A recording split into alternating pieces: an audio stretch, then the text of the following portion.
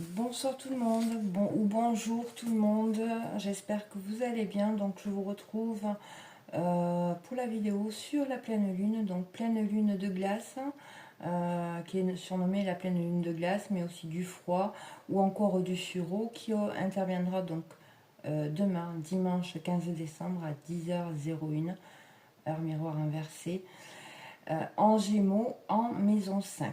Donc je commence par vous parler par rapport à cette symbolique de la glace et du froid, donc qui est en lien avec l'indifférence face à la souffrance des autres, mais également à celle que l'on peut ressentir à l'intérieur de soi. C'est aussi l'incarnation de la solitude, de la misère, de la cruauté et de l'inhumain, liée à une impression de froid psychologique venant d'une coupure avec ses émotions, ses ressentis, son intériorité, son être. Quant au symbolisme du sureau, il est associé à la protection et à la renaissance, mais également au désespoir et à la mort. Étroitement lié au feu, le sureau, donc en corrélation avec le feu intérieur.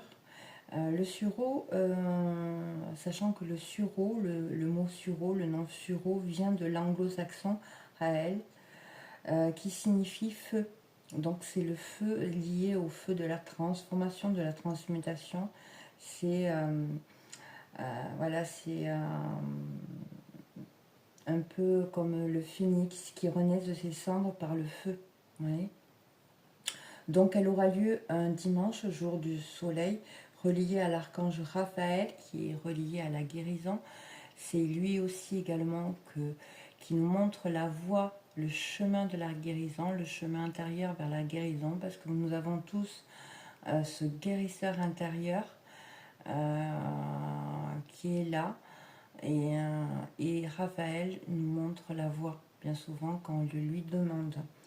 C'est également lié à l'archange Michael, qui nous aide à couper des liens toxiques, et qui est là en protection aussi, qui peut nous apporter une certaine protection.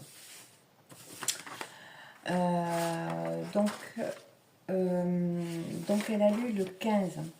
Le 15 donc, est relié à l'arcane du diable dans le tarot. Donc c'est également une dette karmique qui nous parle de passion dévorante, de plaisir inavoué. Elle nous parle de nos responsabilités, de nous responsabiliser en respectant l'amour dans une approche harmonieuse et non exhaustive. Donc dans le 15, le 1, il va représenter l'ego, l'autorité, l'individu. Le 5, c'est la passion à l'excès, c'est la mobilité excessive, c'est l'expérimentation à outrance, voyez. Et le 6, qui vient donc du 5, de ce 1 et de ce 5, c'est l'harmonie qui est perturbée. C'est l'amour déformé, le manque de responsabilité et d'engagement sentimental, affectif, familial.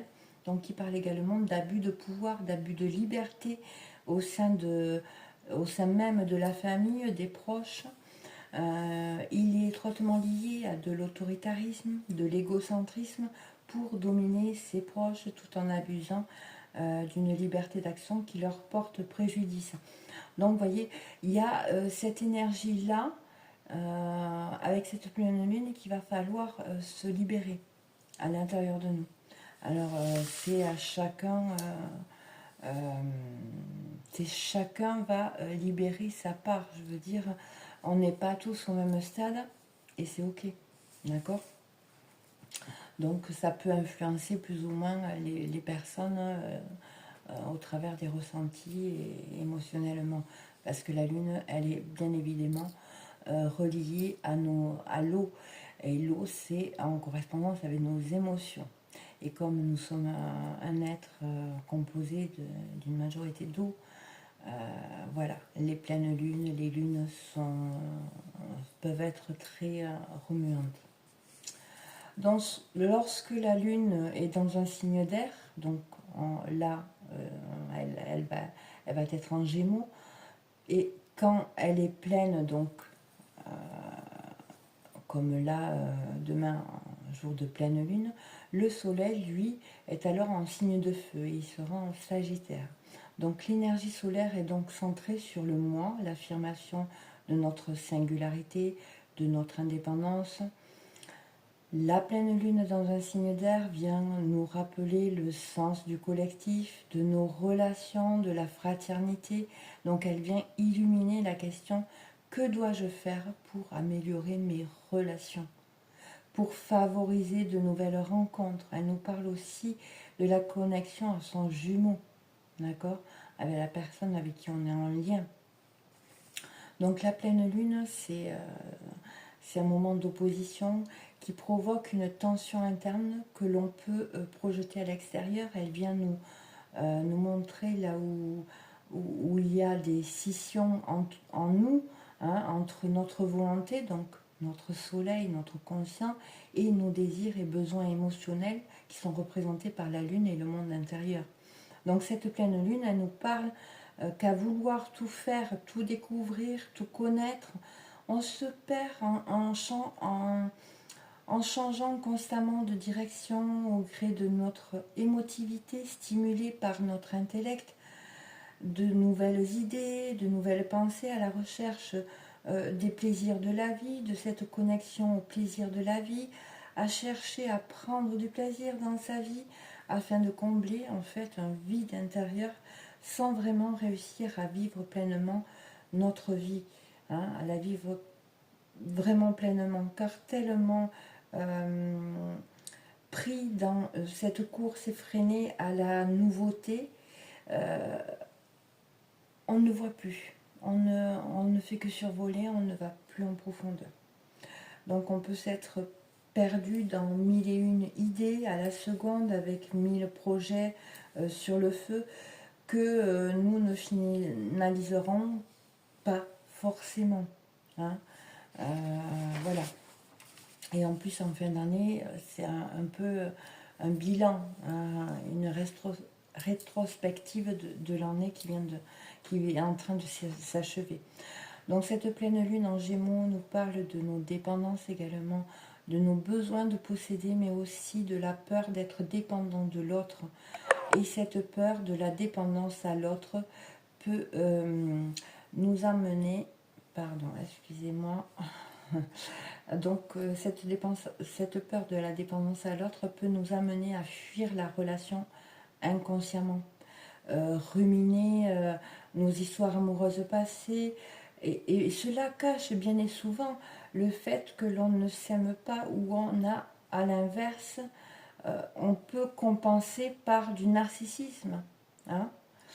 Donc il y a un fort besoin d'être aimé qui se cache en dessous, que l'on n'arrive pas à combler, qui nous fait courir d'une chose à l'autre, d'une personne à une autre, à la recherche de ce qui pourrait combler ce vide intérieur.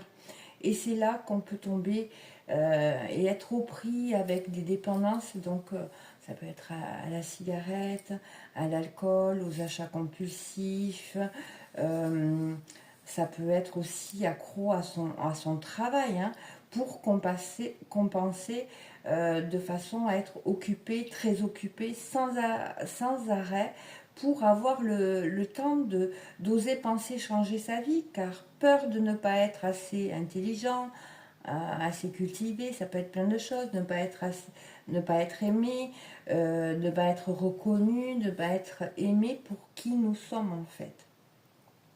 Et nous nous retrouvons coupés de nos besoins, de notre être, de notre joie à exprimer qui nous sommes, et ainsi que de notre créativité. On se retrouve vraiment coupé de notre créativité. Et c'est ça qu'elle vient nous dire, parce que là, la maison 5, c'est la créativité. Voyez.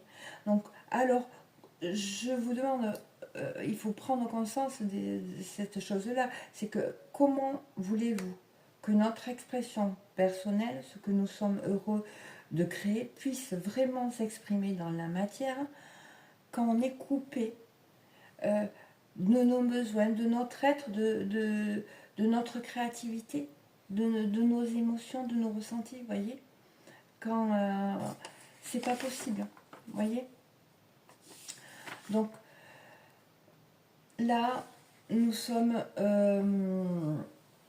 tournés Dans ces cas-là, vers l'extérieur, à la recherche d'approbation, de reconnaissance, d'amour, pour combler ce vide intérieur que nous essayons sans cesse de combler de différentes façons, au travers de nouvelles idées, sans vouloir aller voir, connecter avec ce vide, y mettre de l'amour, de la lumière, reconnaître que tant que l'on ne s'aimera pas, on ne pourra pas vivre l'amour. Tant que l'on ne se sera pas reconnecté à nos plaisirs, nos besoins, nos émotions, nos ressentis ne pourront pas être honorés. Hein. Et tant que l'on voudra créer sur cette base, ça s'effondrera. Il y aura beaucoup de risques que ça s'effondre comme un château de cartes, car ça reposera vraiment sur du vide. D'accord? Le vide appelle le vide. Si on n'est pas pleinement connecté, relié à son être, nous ne pourrons pas créer du lien avec l'extérieur, avec l'autre. L'autre, l'extérieur, ne pourra jamais combler notre vide intérieur. C'est la course folle de l'illusoire. On s'épuise, on perd de l'énergie, de la joie de vivre dans cette course. On finit par plus trouver de sens. Quand ma créativité personnelle m'apporte du bonheur d'un point de vue personnel, je vais pouvoir créer avec les autres, me relier à l'extérieur et apporter ma contribution à la société et en retirer un sentiment d'appartenance. Et c'est là que c'est gagné, car nous sommes tous interdépendants, interconnectés. Le lien, là, il est rétabli dans ces conditions, hein, une fois qu'on passe par là. Et c'est là que l'équilibre, l'harmonie entre l'intérieur et l'extérieur pourra être et amener réussite et abondance dans notre vie. Mais pour cela, il va falloir faire preuve de volonté pour sortir des schématiques enfermantes qui nous poussaient à nous définir au travers de notre position sociale, au travers de l'extérieur, faire pour combler la demande extérieure, mais pas nos besoins intérieurs. Voyez?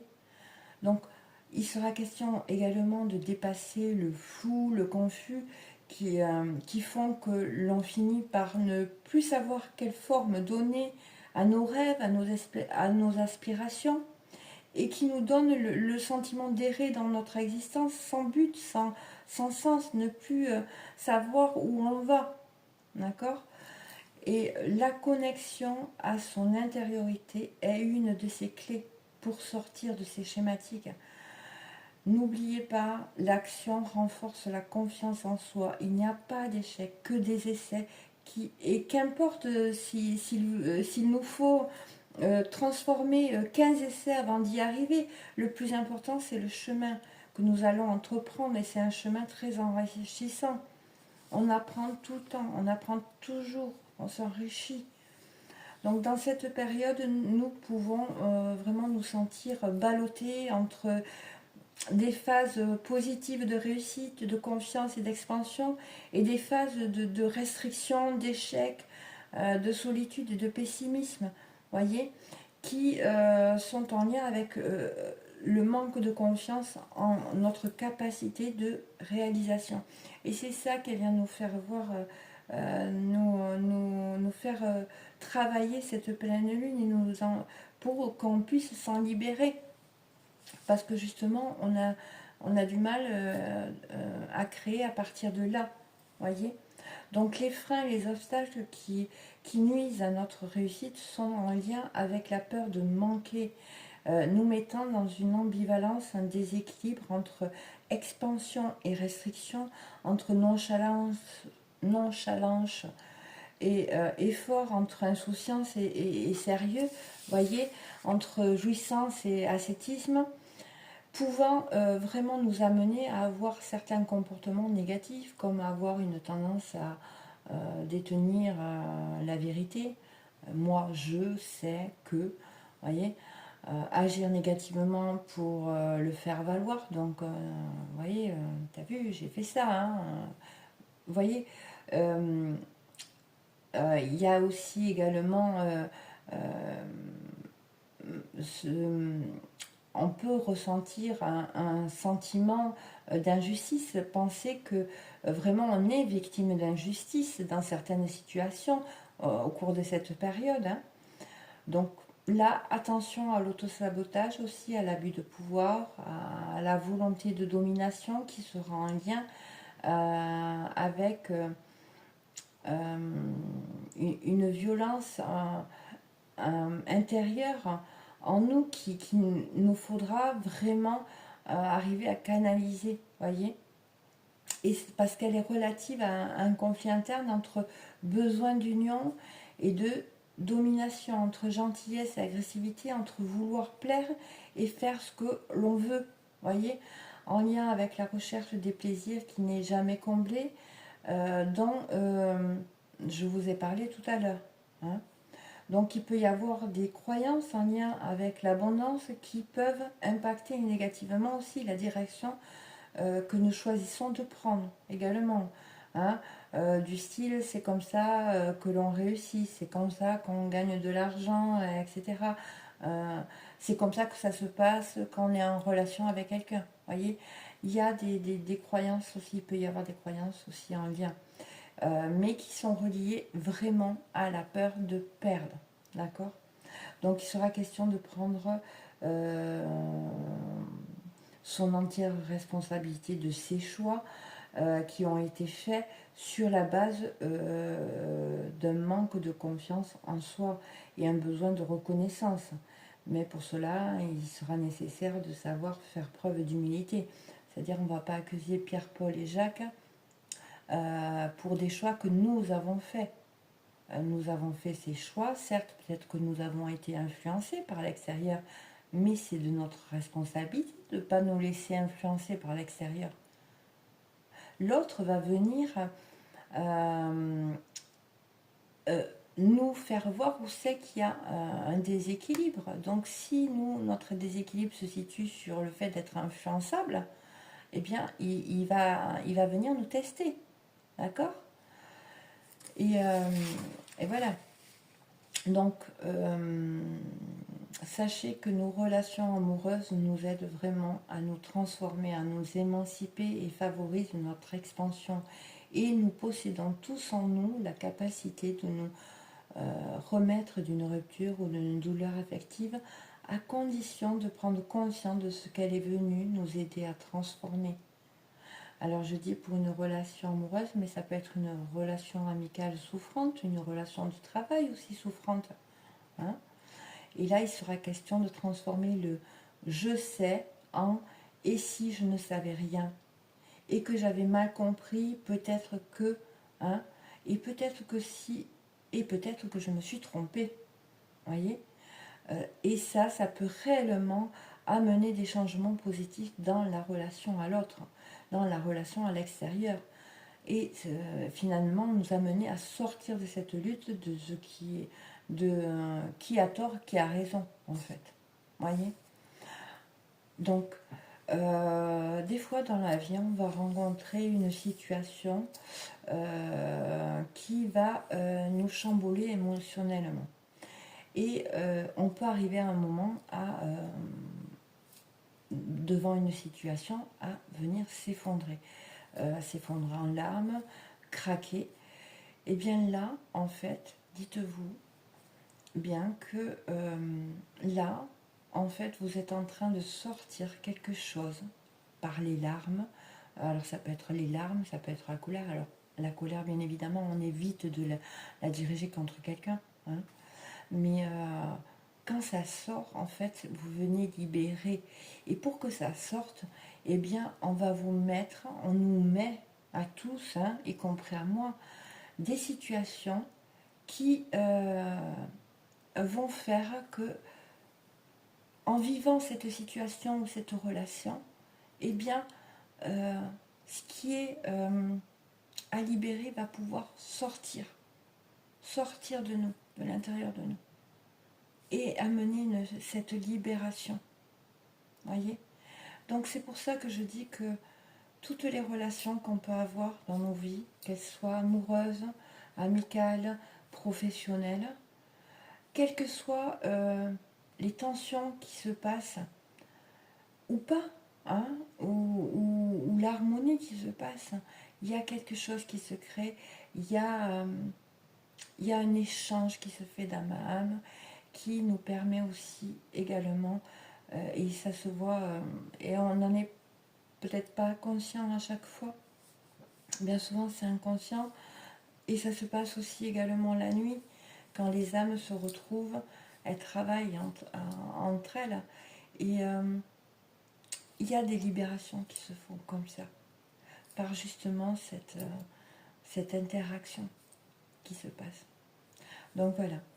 Donc oui, c'est une pleine lune très émotionnelle qui va nous amener, pour certains, à vivre des situations peut-être qui vont pouvoir nous libérer de certaines émotions cristallisées à l'intérieur de nous. Alors ça peut être de différentes façons.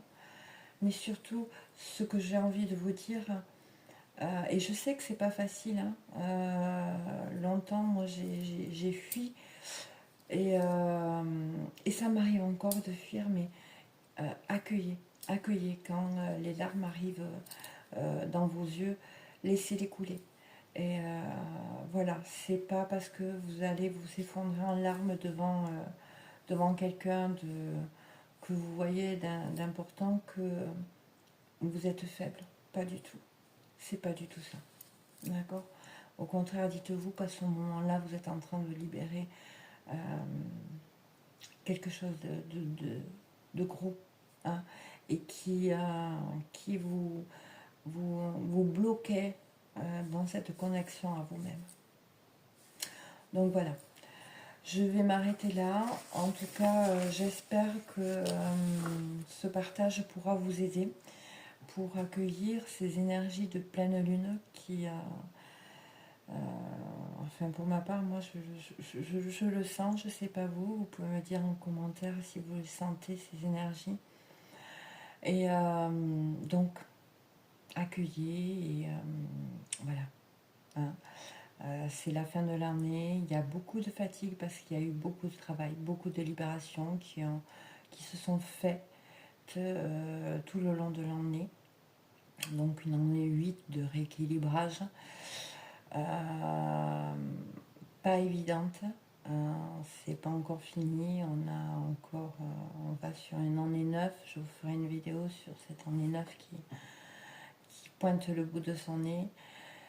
Mais gardez espoir, gardez la foi, et croyez en vous.